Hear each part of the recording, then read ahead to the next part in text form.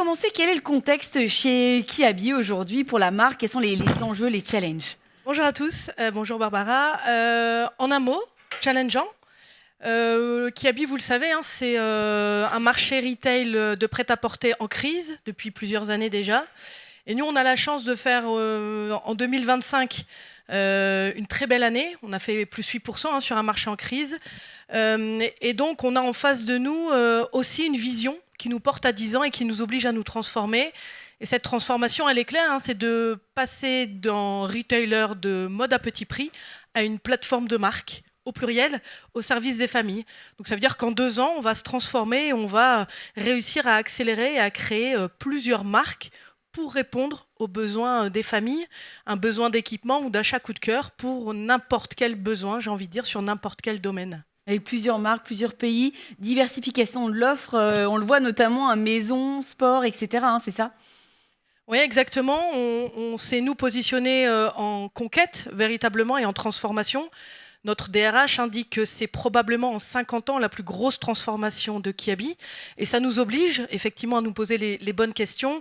Aujourd'hui, on est présent dans plus de 30 pays, plus de 650 points de contact. Et puis, on est sur le digital depuis 25 ans. Donc forcément, nous, le retail physique et le retail omnicanal, c'est notre quotidien. Le développement à l'international, c'est notre quotidien, avec un pays, France, qui est notre locomotive. Donc on se doit de se poser ces questions avec, encore une fois, un marché qui est en crise. Et puis, vous le savez, des modes de consommation et des usages qui se transforment d'année en année.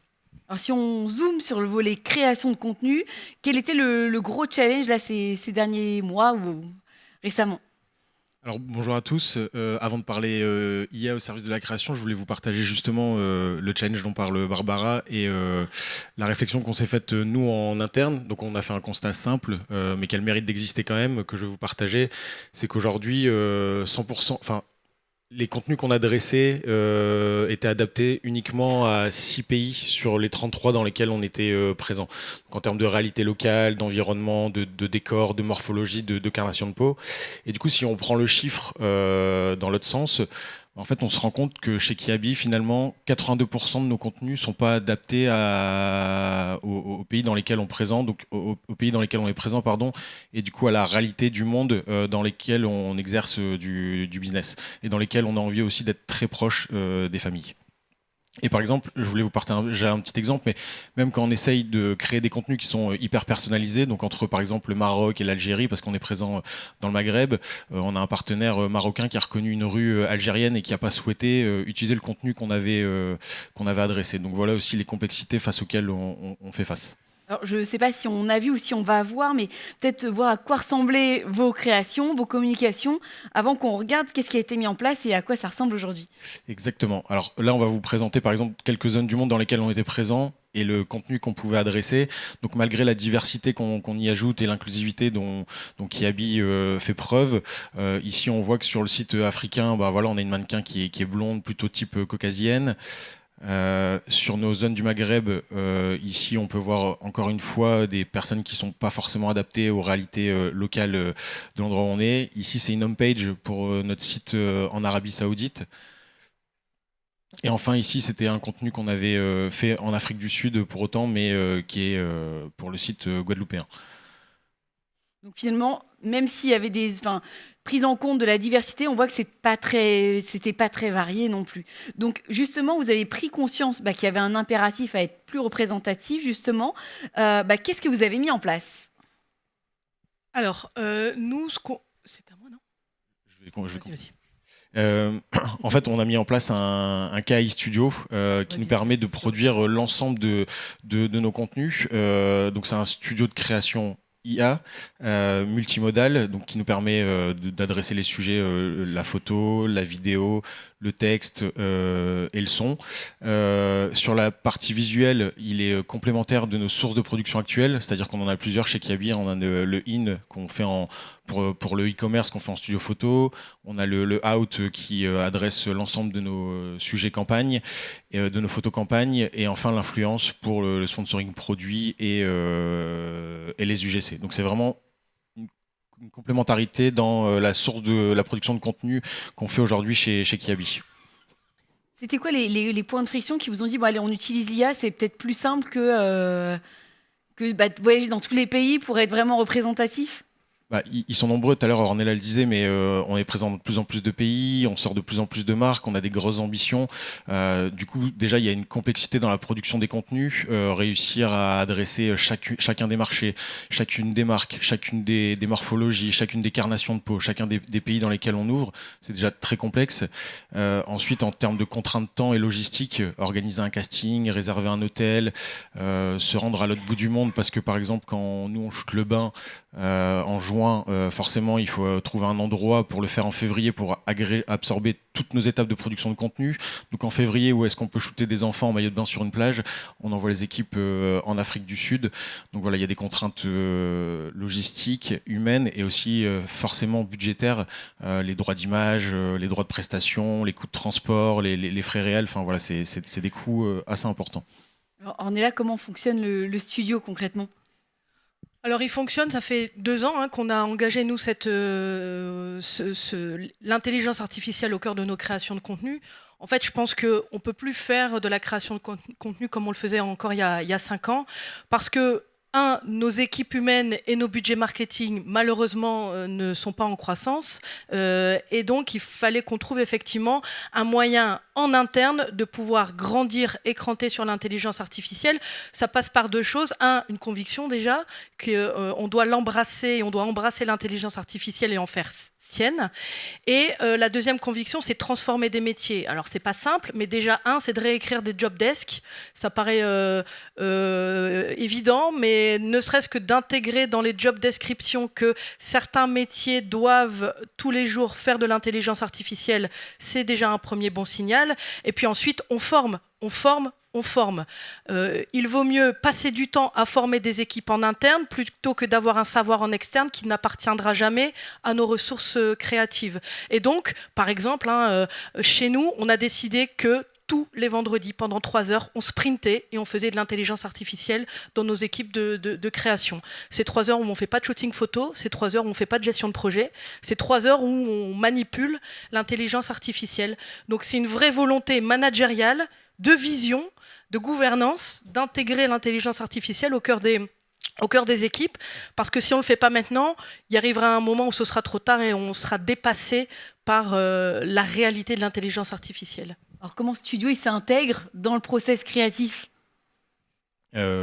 Simplement, non, je plaisante, pas du tout simplement. Il a fallu justement repenser un peu nos workflows. Enfin, on avait déjà des workflows qui étaient et des process qui étaient très importants parce que, comme on l'a dit tout à l'heure, il faut qu'on aille shooter parfois 4 mois en avance. Donc, il a fallu que, en fait, on forme les équipes et que on y agrège aussi ces nouvelles méthodes finalement de production de contenu via IA, mais qu'on soit pas trop détaché de la réalité de ce qu'on fait aujourd'hui dans les étapes de production de contenu pour pas chambouler les équipes. Et voilà principalement comment ça marche. Est-ce qu'on peut voir ce que ça donne? Exactement. On voulait vous partager, alors c'est pas le listing exhaustif des projets qu'on porte chez Kiabi, mais en tout cas 2 qui ont été assez structurants et impactants pour nous. Sur la traduction des fiches produits, on le disait, on est présent dans plus d'une trentaine de pays. Avant la traduction, vous le voyez, en 2023, ça pouvait nous coûter 185 000 €. On avait des gros volumes pour l'ensemble des sites, et du coup on avait, en fonction des volumes envoyés, 3 à 5 jours de délai de réponse par nos agences. Et on a fait des gros gaps en intégrant l'IA avec quasi de l'immédiateté en termes de time to market et une réduction budgétaire significative. Idem aujourd'hui pour que les équipes soient un peu plus autonomes et qu'on fasse moins appel à la dépendance externe de partenaires sur nos éléments de communication de toutes nos opérations commerciales. On a réussi à diviser par 25 le budget, rendre les équipes autonomes sur la conception et rédaction de ces éléments de communication-là, tout en maintenant le même tone of voice sur nos communications. Donc ça, c'était hyper important. Et du coup, ça, c'est les sujets. Vous en avez plus rapide, moins coûteux, mais il y a les sujets, qu'est-ce que ça donne en termes de diversité et d'inclusion à l'échelle des différents pays? Exactement, ça c'est un super cas d'usage pour nous. À gauche, vous retrouvez les fiches techniques produits de nos collections qui imaginent les produits avec les équipes modélistes.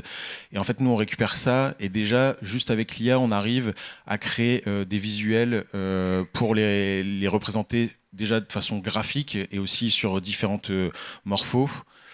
Une fois qu'on a ça, on est capable de créer nos natures mortes pour nos différents médias, nos différents devices.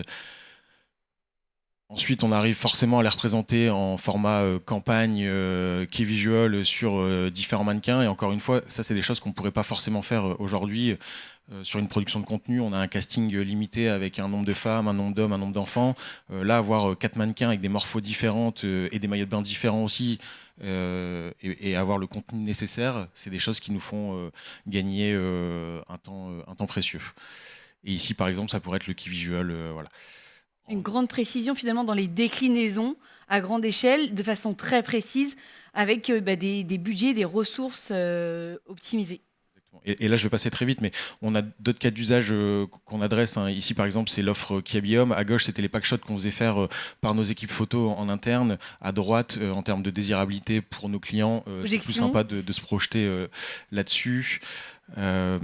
Ici, pareil, c'est des natures mortes qu'on a fait à gauche pour une de nos offres singulières chez Kiabi. À droite, si on veut, pour justement le social media, qui est un espace un peu plus adapté avec des choses de la vraie vie, on arrive à le projeter sur des mannequins IA à droite.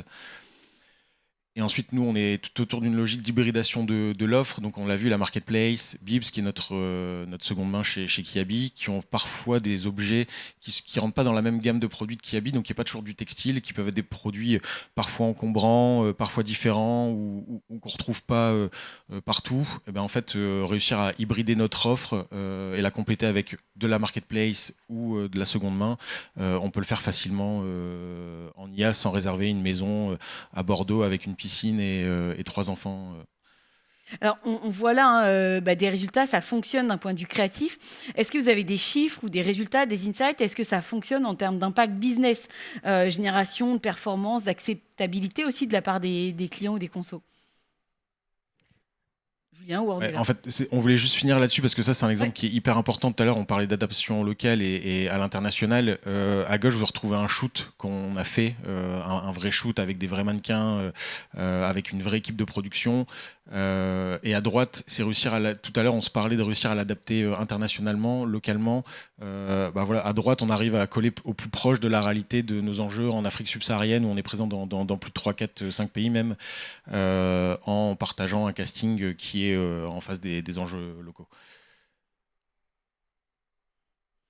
Et alors, au niveau business sur les KPI, en fait, on se les a dit en équipe, on en cherche plusieurs. Par contre, on s'est concentré sur certains qui sont le nombre de volumes en images qu'on adresse. On mène des A/B tests avec les équipes digitales pour voir si un contenu IA est aussi performant qu'un contenu non IA. Les économies qu'on génère et des évolutions métiers aussi. Ça peut être aussi un KPI intéressant pour nous en termes de suivi. Nous, on a un vrai sujet, c'est le time to market. Aujourd'hui, et vous le savez, sur notre marché, si un client cherche quelque chose qu'il ne trouve pas chez nous, il ira ailleurs et il ne reviendra pas chez nous. Okay, donc, c'est notre marché, il est volatile. Et donc, effectivement, il faut que nous, on soit très juste dans le time to market. Il faut qu'on soit très juste dans la réponse que nous faisons à notre client et dans ce que lui a envie d'avoir quand il se connecte sur notre appli ou quand il va dans nos magasins, peu importe où il se situe dans le monde. Et quand je vous dis que c'est 37 pays, c'est 25 millions de clients dans le monde. Donc, forcément, on a, nous aussi, une envie très forte de pénétrer, on va dire, le pays en ressemblant aussi aux clients et aux familles qui nous consommeront. Et donc, pour ça, on doit être dans une ultra proximité et une ultra personnalisation de notre contenu. C'est ça le challenge. C'est d'être en capacité soit d'avoir un contenu en volume, de produire en volume, à moindre coût, soit, et c'est ça qui est intéressant, c'est les deux parties de la même médaille, soit d'être en ultra personnalisation de nos contenus. Eh bien, un grand merci à tous les deux. Est-ce qu'il y a un dernier sujet peut-être que je n'aurais pas ouvert la porte ou la fenêtre que vous souhaitiez aborder ce matin? Juste un dernier point, c'est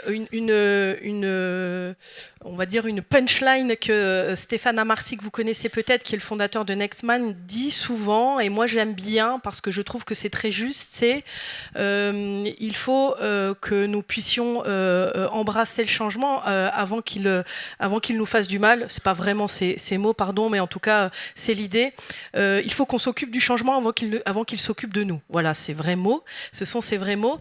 Et moi, je pense qu'il a raison, Stéphane. C'est-à-dire que je pense qu'effectivement, c'est nous, chez les marques, qui devons effectivement être au cœur de l'engagement pour l'intelligence artificielle, parce que c'est comme une révolution.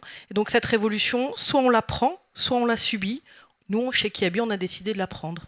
Un grand merci, bravo à tous les deux, on peut les applaudir. Merci beaucoup.